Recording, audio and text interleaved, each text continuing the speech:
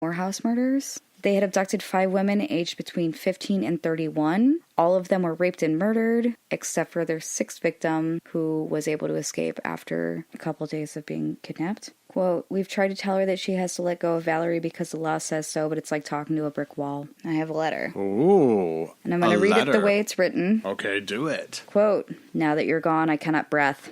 It's anybody's guess where we'll be in 5 or even 50 years from now, but the one thing I do know, my heart is and always will be yours and yours alone. Do you speak to the moon? I still speak with her nearly every night. The moon will carry your words to me if ever you want to send them. She also eventually refers to Persephone and to Hera. Don't get intellectual, girl. You don't know nothing. Yeah, why are we trying to be so fucking poetic right now? Oftentimes, the letters would be accompanied by dramatic artwork of young women, including some splattered with blood. Quote, my heart is consumed with the regret of time lost and time never had. But either as friends or lovers, my mind is my universe and all I see is you. Fuck you. I'm guessing that's not in the letter. No, it's not. So, Sophie and Andrew, Stacey's parents, quote, we are still devastated over our Stacey's brutal murder. We can't believe that she has gone and the violent way her life had ended. Though we have to accept the sentence that perpetrators were given, no amount of time will ever be enough. Stacey was full of life, caring, loving, and life and soul, the life and soul of the house, and will never fulfill any of her ambitions or dreams. We still can't believe that she has gone. No amount of time will ever be enough. They resurfaced not too long ago, her parents. Okay. And the reasoning behind it is because they're fighting really hard because Parashumpty, when she was 16, so this is 2 years prior to them murdering Stacey, had been riding her bike and had gotten hit by a car. And years later is now trying to file for something that was akin to about $337,000. That would be part of taxpayer money. And her parents are like, yo, bitch, fuck you. But as far as I saw, it didn't have any resolution to that. The last thing that was said, her father had said, quote, give her nothing. They should throw the claim out now and show her the same rights she showed to our Stacey. None. I think it's disgusting she would even have the front to lodge a claim. We miss Stacey terribly. She had her whole life in front of her before those evil bitches killed her. You know, I mean, that's a Papa Bear. Yeah. I feel similarly. I'd be real mad. I'm behind him. I get it. One day I'll tell you a kind of like, let's say, lighthearted one, I guess, again. That was really sad. I know. I'm sorry. I hurt from it. I'm never going to listen to classical music the same way ever again. I'm sorry.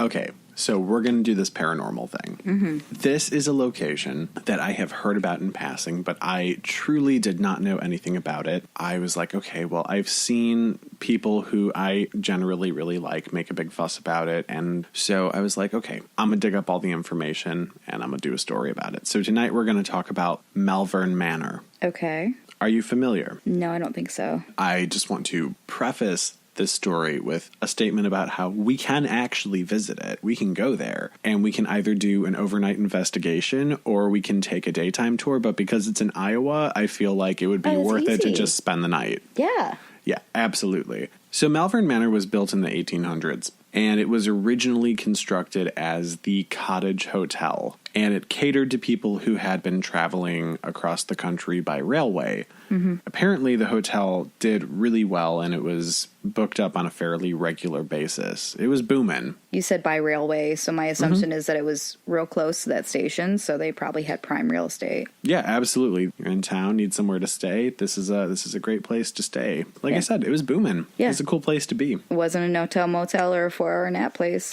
No, but the interesting thing is that it did pass through many different hands while it was a hotel, and it did undergo several name changes. Its final name was the Piper Hotel when it was owned by a gentleman named Cuba Cox. Unfortunately, as time went on, cars became the more popular mode of transportation, and since the railway was why the hotel had been doing so well, it started to lose business and die down, and then eventually it had to be closed. Which sucks. I've never taken a train not just to Chicago. Yeah. The last, long train that I took was when we were taking it from, I can't remember where, through Arizona. So we were through the desert. Oh, I love it. And I remember sitting in the car with all of the windows in it and just looking at the sunrise.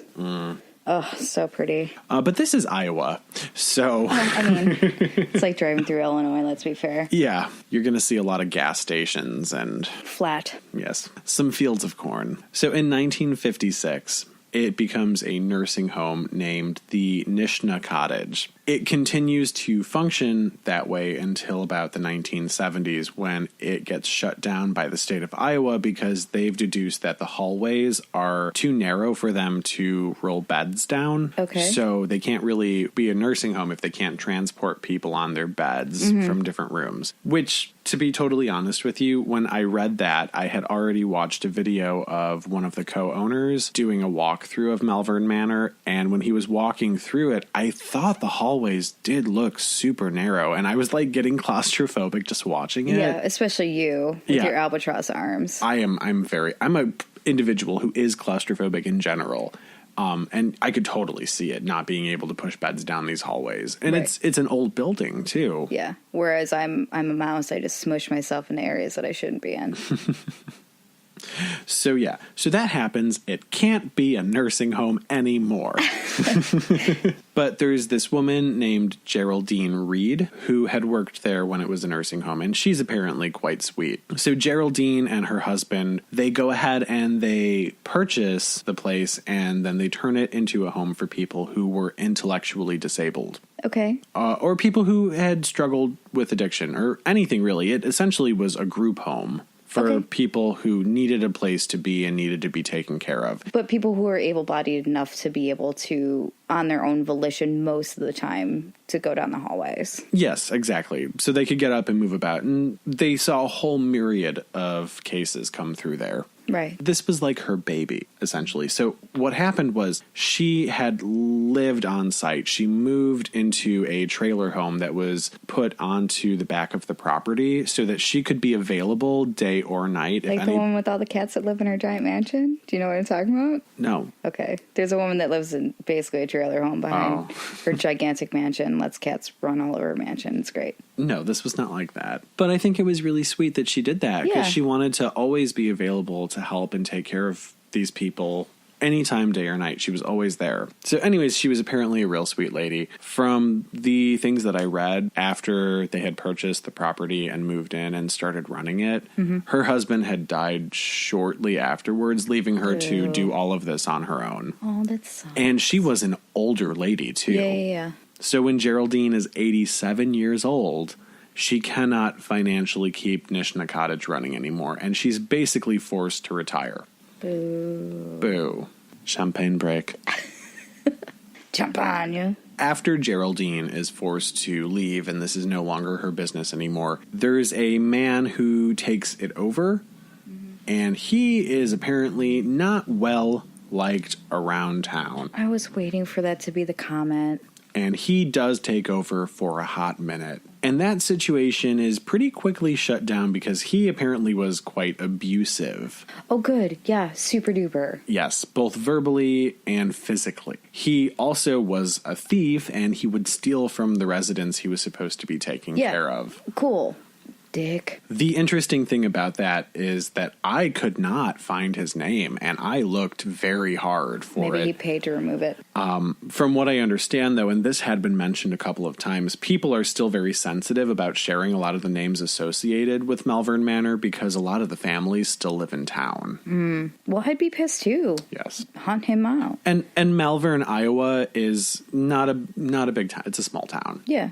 Well, when you said that the main business was because of the real world, my expectation was that it's a small one. Yes, exactly. One of the more horrifying things that I had found about Malvern Manor was actually a story that was told to one of the current co-owners of Malvern Manor by a former employee when this horrifying man had taken over. And this employee had recalled on one occasion that this guy had beaten a resident unrelentingly from his office on the first floor all the way up to the resident's room on the second floor. Why? And there are actually, from this incident, still splatters of blood that are left on the walls. Why? And it's horrifying. It's so horrifying. So once the co-owner had come into play and was just like, okay, well, we want to dig up more history on the place. I'm the co-owner. I want people to be able to come in here and investigate. So they had a private investigator actually come in and check it out. And they took samples from these splatters on the wall, and they deduced that they are actually human blood. That's awful. That were never cleaned up, and they are from the same person. That was upsetting. I'm upset. No, it's really, really upsetting. But also, according to this current owner of Malvern Manor, that man, that garbage human being that we just discussed who did that, is apparently in prison right now. And Malvern Manor was officially closed in 2005 because people were not being treated well, and Yeah, it was no not kidding. it was not there weren't great living Oh, conditions are you for sure it people. wasn't like super fun there when there's blood on the walls from a person? Because it closed over these conditions and the way that people were being treated, a lot of times what ends up happening is it gets associated with Geraldine. And people think that she was hurting people? sadly a lot of people... But she's like a little sweet person. Yeah, sadly a lot of people don't read the right articles because there are a lot of articles that say, well, you know, blah, blah, blah, it was because of her, but they don't see this time frame where, like, after she was forced to give it up and this other man had taken over, it gets associated with her, when in actuality, I've read quotes from Geraldine where she's like, no, like, we are a family. We spend time together. We go to church together. We're a family. So it's no. That being said, though, too, there's a lot of different things going on because we've discussed that people in this home have different conditions. They have different things going on with them. Right. So there is, you know, there's still a level of agony happening there, and some horrifying things did happen between residents that lived there, but she was a good person. Yeah, she tried. Exactly. But that's the problem with the internet anyways. Like, you find one article, it sounds salacious, and then you continue to propagate that throughout the internet. Absolutely. And, you know, this particular co-owner of Malvern Manor, he's been very clear about, he's like, I don't want to drag anyone's name through the mud. So one of the most active rooms in Malvern Manor is Grace's room. Champagne break. Champagne break. Grace had lived at Malvern Manor for what is generally described as a good chunk of her life. Okay. And she was schizophrenic. Okay. She also had dissociative identity disorder. Which is remarkably interesting and very sad. It really is. But it actually gets more interesting because there's a whole nother shade on top of that I'm going to reveal to you that I think you're going to be really interested by. It's reported that at nighttime the staff would hear a man's voice coming from Grace's room. And the voice would repeat over and over again, quote, "The devil's coming to get me. The devil's coming to get me." So they would be alarmed that there was a man's voice coming from her room. Right. And they would go inside and they would check it out. And then they would discover that the man's voice was coming from Grace herself. Right.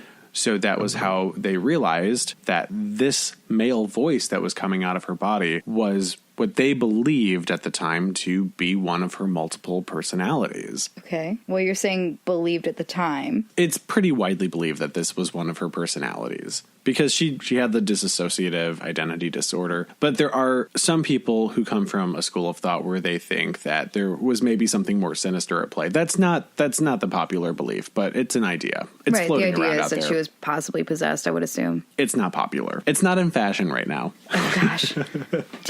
DID and Folie à Deux are probably my favorites. They're so fascinating. Absolutely. Fascinating. And sad, but fascinating. So this is where I think you're going to find this particular aspect of it really, really kind of cool. If I throw my cup in my living room, it's your fault, and you have to explain it to everyone else. I will, but you have to clean it. Well, I mean, it will. So her room is super small, and people pick up a lot of EVPs there. Grace and apparently all of her personalities still reside in that room, and people have recorded multiple personalities of Grace's on their EVPs when they're visiting her room. And here's the really cool part. They get all these EVPs, including the deep, disturbing voice of what's been named the Devil Man. Okay. saying, "The devil's coming to get me." That's super funny. So and not funny, but fun. They get all of her personalities, including that real super scary one.